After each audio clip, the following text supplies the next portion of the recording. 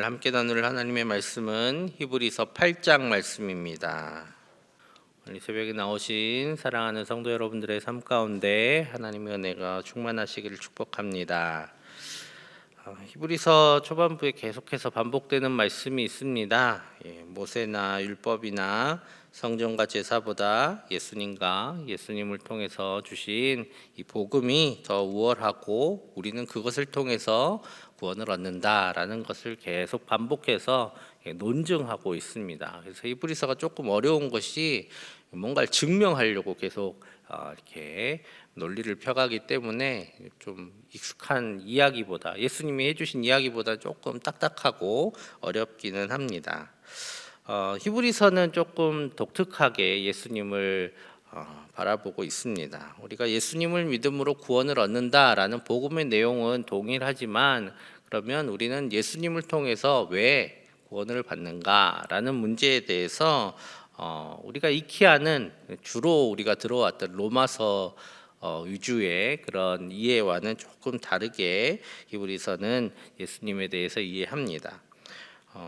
우리는 로마서를 중심으로 많이 예수님에 대해서 들었습니다. 그래서 예수님의 보혈, 예수님께서 우리를 위해 희생하심에 대한 것들이 좀 강조되어 왔지요. 그래서 로마서에서는 예수님의 역할을 주로 화목제물에 초점을 맞춰서 설명을 합니다. 로마서 3장 25절에 이 예수를 하나님이 그의 피로써 믿음으로 말미암는 화목제물로 세우셨으니 이는 하나님께서 길이 참으시는 중에 전에 지은 죄를 간과하심으로 자기의 의로우심을 나타내려 하심이니 라고 말씀하시면서 예수님은 주로 화목제물, 그러니까 예수님의 십자가에서 죽으심에 초점을 맞춰서 예수님께서 우리를 위해 죽으셨다라는 것에 초점을 맞춰서 예수님의 역할을 설명을 합니다.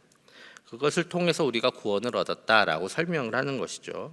그런데 히브리서에서는 조금 다른 관점으로 예수님께서 우리를 어떻게 구원하시고 우리를 하나님께 나아가게 하시는지에 대한 관점을 설명을 합니다. 바로 예수님께서 하나님 앞에 우리를 어떻게 이끌어 가시는가를 유대교적인 관점으로, 그러니까 지금 유대인들을 향해서 말씀을 선포하고 있기 때문에 유대인들의 관점으로 이 말씀을 해석합니다.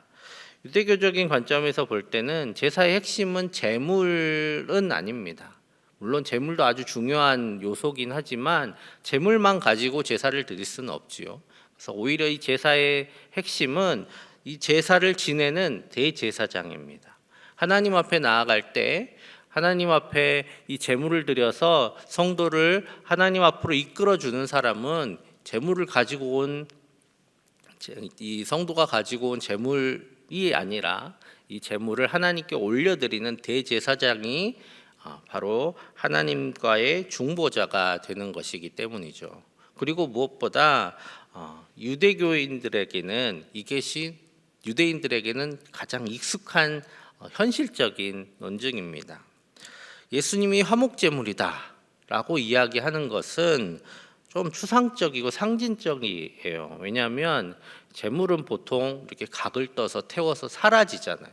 근데 예수님께서는 죽으셨다가 다시 부활하셨고 지금 하나님 우편에 앉아 계셨다라는 것이 우리 믿음의 핵심인데 지금 예수님이 계시잖아요.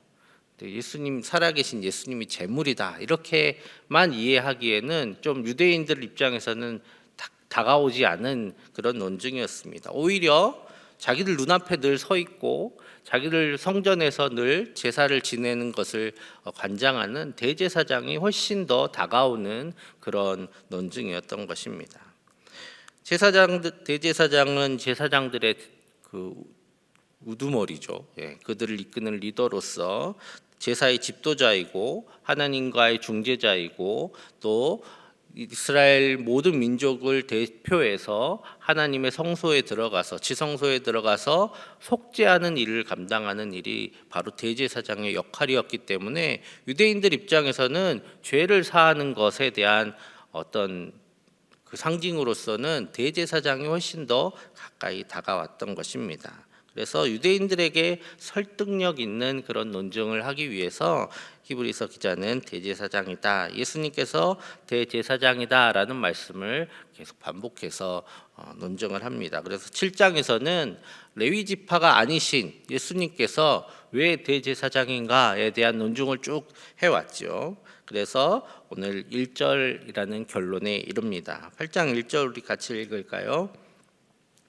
지금 우리가 하는 말의 요점은 이러한 대제사장이 우리에게 있다는 것이라. 그는 하늘에서 지극히 크신 이의 보좌 우편에 앉으셨으니. 아멘.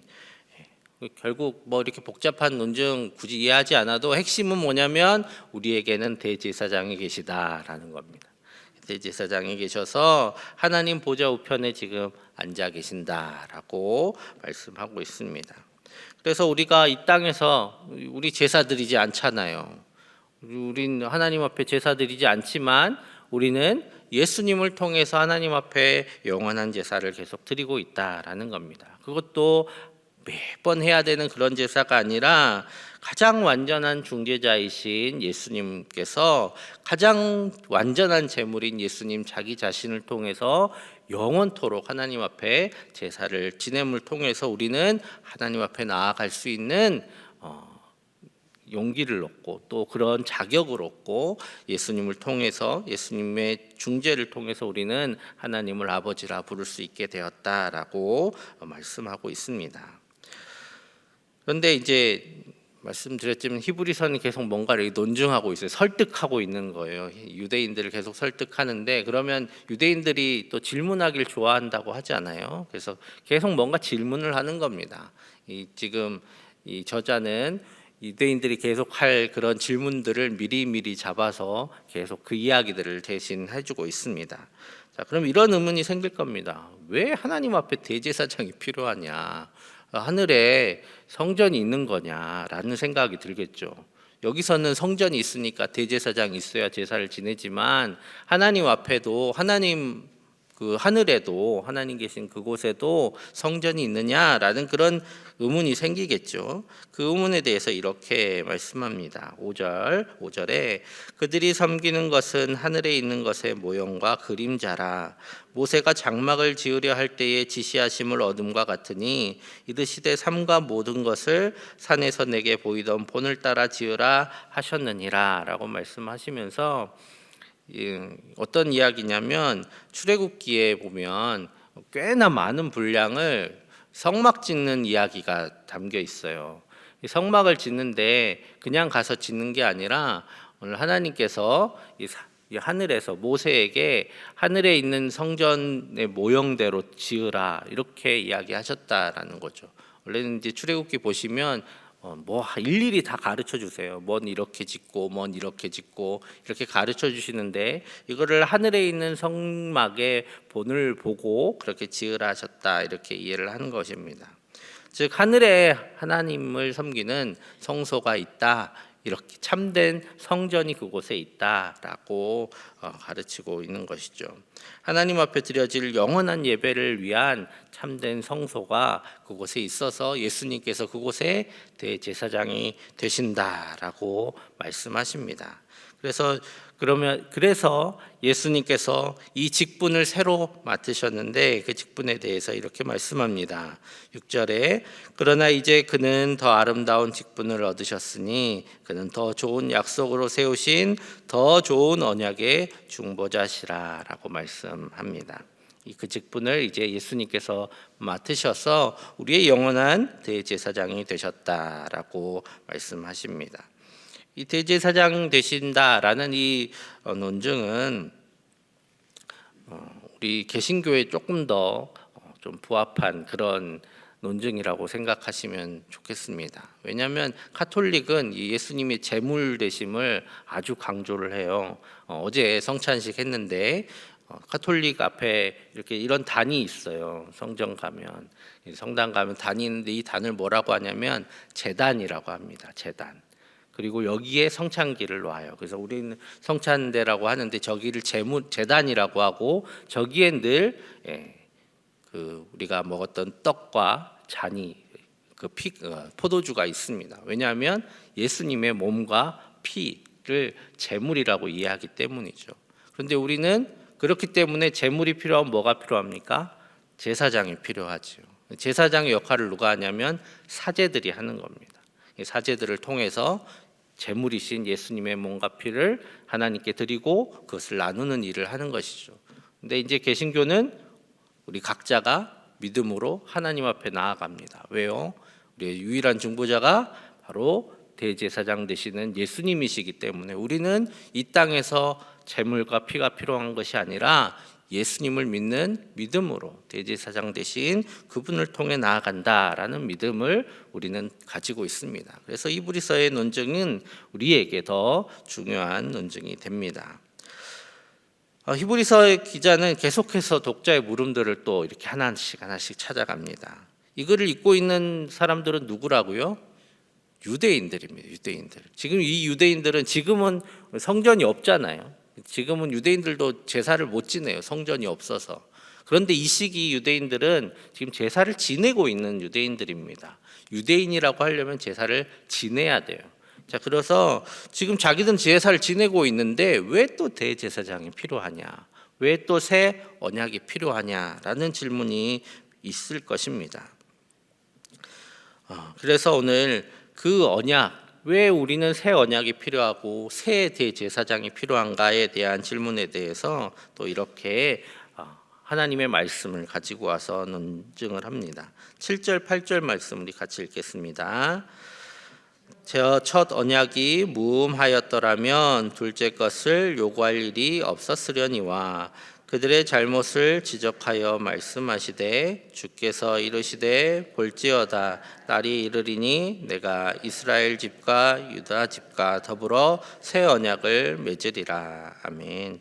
하나님께서 이스라엘 백성에게 주셨던 약속이 있었습니다. 바로 이스라엘 백성들이 하도 이제 하나님 말씀을 듣지 않고 하나님에 대해서 알지 못했기 때문에 이제 하나님께서 새 언약을 주시겠다라는 약속을 하시는데 그 약속이 예레미야 31장 31절의 말씀입니다. 새 언약, 이 새 언약은 모든 이들이 이제 굳이 하나님을 알려고 하지 않아도 하나님을 알게 되는 그런 놀라운 은혜가 우리 가운데 임할 것이다라는 그런 약속입니다. 그러면 이 예언이 이루어졌느냐라는 것에 대해서 그리스도인들만은 굳이 입 아프게 이야기하지 않아도 알 수 있는 그런 예언에 대해서 말씀해 줍니다. 10절 11절 말씀 이렇게 말씀하세요. 또 주께서 이르시되 그날 후에 내가 이스라엘 집과 맺을 언약은 이것이니 내 법을 그들의 생각에 두고 그들의 마음에 이것을 기록하리라. 나는 그들에게 하나님이 되고 그들은 내게 백성이 되리라. 또 각각 자기 나라 사람과 각각 자기 형제를 가르쳐 이르기를 주를 알라 하지 아니할 것은 그들이 작은 자로부터 큰 자까지 다 나를 알미라 라고 말씀하십니다. 이스라엘 백성들은 이해하지 못했을 거예요.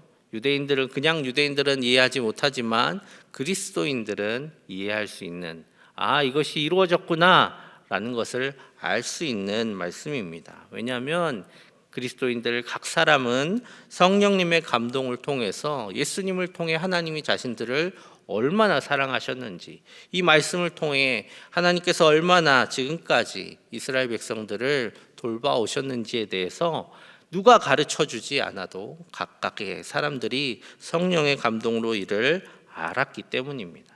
이 말씀이 성취되었음을 굳이 다른 말로 이해시키지 않아도 그리스도인이라면 알 수 있었다라는 것이죠. 그렇기 때문에 우리 가운데 새 언약이 임했다라는 겁니다. 그리고 또 이렇게 말씀하세요.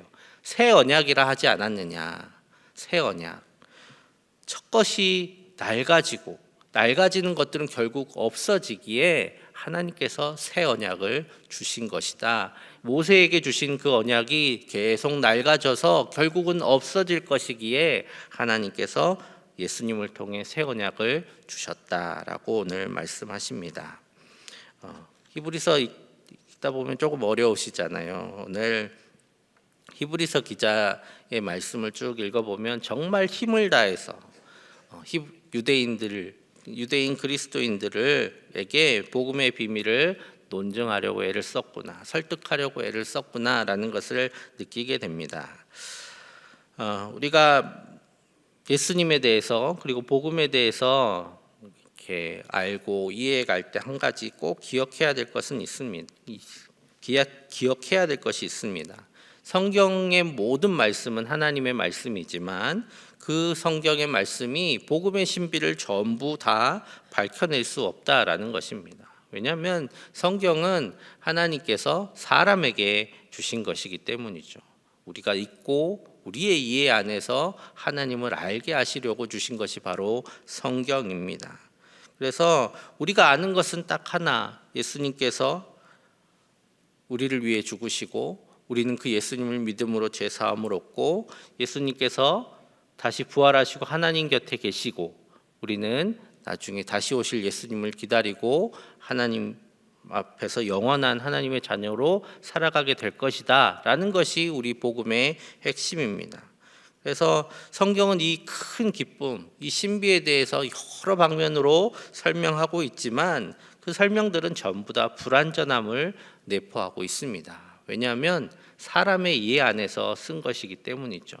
신비를 말로 설명하기 시작하면 그때부터 뭔가 좀 틀어지기 시작합니다. 왜냐하면 하나님이란 큰 놀라운 그 신비를 사람의 말로, 사람의 생각으로 전부 표현할 수가 없기 때문입니다.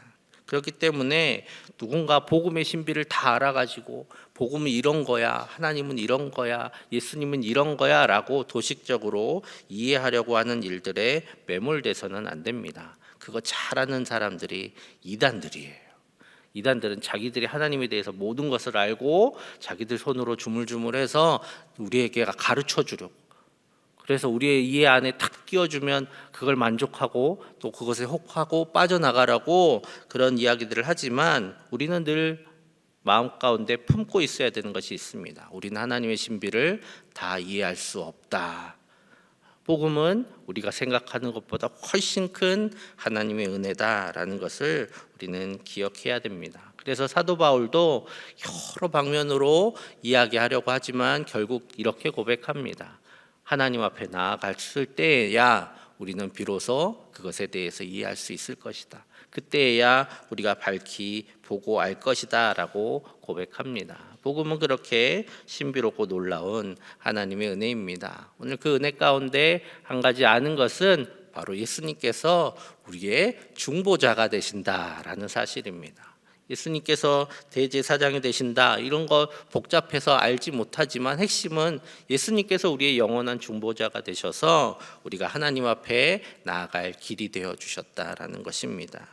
대제사장 되신 예수님께서 우리의 중보자가 되어 우리가 하나님 앞에 나아가 기도할 수 있게 하시고 하나님의 자녀로 살아갈 수 있게 하십니다. 오늘 그 예수님을 의지해서 하나님께 나아가기를 멈추지 않는 저와 여러분 되시기를 간절히 축복합니다. 함께 기도하겠습니다. 이 시간 기도하실 때 우리의 영원한 대제사장 되신 우리의 중보자 되신 예수님께서 우리를 위해 중보하신다는 사실을 믿음으로 담대히 하나님께 나아가는 믿음을 갖게 하여 주옵소서. 그리고 성령의 새바람 정교인 부흥회 가운데 하나님 은혜 주셔서 모든 성도들이 함께 나오게 하시고 그래서 말씀으로 채워지게 하시고 성령의 충만함을 누리는 시간이 되게 하여 주옵소서. 이 시간 함께 기도하며 나아가겠습니다. 사랑의 아버지 하나님, 오늘 말씀을 통해 우리에게 참된 대제사장이시자 우리의 중보자 되신 예수님을 더욱 의지하게 하시니 감사합니다. 예수님의 이름으로 하나님 앞에 나아가 하나님의 크신 은혜를 매 순간 누리게 하여 주시고 주님 말씀 안에 늘 거하며 하나님과 하나 되는 삶이 되게 하여 주옵소서. 두려워하는 성도들을 힘을 다해 격려하고 권면하는 히브리서 기자와 같이 우리 또한 믿음이 약한 우리 형제자매들을 권면하고 믿음 안에서 중보하게 하여 주옵소서. 이 시간 주님의 이름으로 드리는 모든 기도를 하나님 들으시는 줄 믿습니다. 그 기도가 주님의 뜻대로 응답될 줄 믿고 오늘 하루도 기쁨으로 살아가게 하여 주옵소서. 예수님의 이름으로 기도하옵나이다. 아멘.